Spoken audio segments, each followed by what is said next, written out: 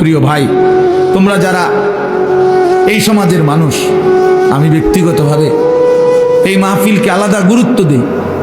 আমি প্রথম যখন, আরো বহু আগে, সর্বপ্রথম যখন এই নওজোয়ান, আগের কারা ছিল আমার তো নাম মনে নাই, আমির সাহেবের কথা মনে আছে, তো এই তখনই আমি এই মাহফিল যখন রাস্তার পাশে উঁচা জায়গায় হয়েছিল প্রথমবার, তখনই আমি আসছিলাম এবং আমি নিজে তখন আন্তরিকভাবে এই মাহফিলের জন্য খোঁজ খবর নিয়েছিলাম।